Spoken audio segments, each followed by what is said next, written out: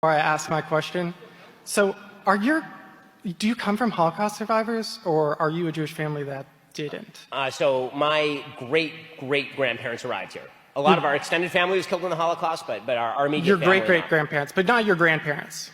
Right. Oh, do you have friends whose grandparents were Holocaust survivors or anything like that? Of course, many of them. Yeah, I've helped write memoirs of Holocaust survivors. Yeah. Their families are kind of messed up, right? Like, my family is very messed up. I mean, if you go through a trauma like the Holocaust, I would imagine they teach that trauma between generations. You know what I mean? Well, I mean, trauma very often in a lot of circumstances is passed down. I mean, I know some kids of Holocaust survivors who turned out fantastic and some who didn't. I mean, yeah. Okay, so you are officially woke. That is what wokeness is about.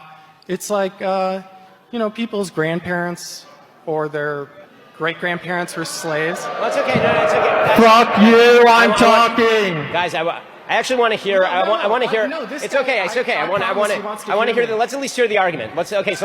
Let's hear it. Go. What? He wants to hear me. I do want to hear it. It's fine. Let him go. Let's hear it. Come on. So explain how that's woke.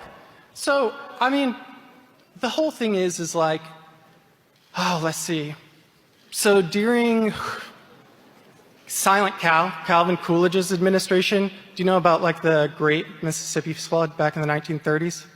I understand that American history is filled with racial evil. Yeah. And that causes some intergenerational trauma, which affects people's ability to be, effective, things like that. Fine. So let me ask you a question. Yeah. So if the idea is that history has consequences, of course that's true. That's not wokeness. Yeah. That is not wokeness. What wokeness suggests is that fundamental institutions in American society it doesn't. Yes, it 100% does. I ran Elizabeth Warren's campaign. I helped organize her volunteers around here. I am a representative of wokeness. Okay. Well, and that's this is all it is. Well, when I went to go get my first tattoo, the guy had lightning bolts and 88s tattooed on his neck.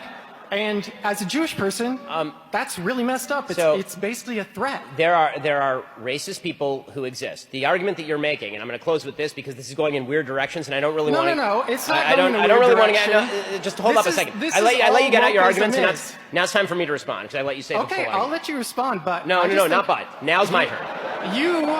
You are not characterizing what I'm saying accurately. Now it's my turn. Your definition is inaccurate. The reason your definition is inaccurate is because any sentient human being would acknowledge that history has consequences. Right. But if the idea is, but that's not what wokeism is. Wokeism is a different thing. Wokeism suggests that all inequalities of today are attributable to not only historic injustices, but also continuing injustices in the now.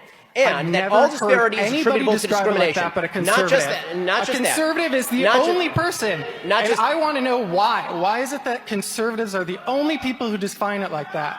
Why are conservatives the only people? Okay, so we're gonna have to stop here because this is going nowhere. But what's up? I'm gonna have to stop with this with you because this is going nowhere. All I'm going to say is this. To sum up, I just am trying to understand your perspective. Just one more second. On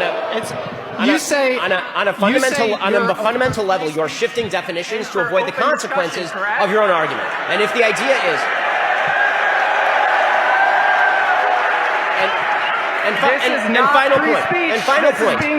final point, if you are going to hold on, if you are also, just final point to sum up there.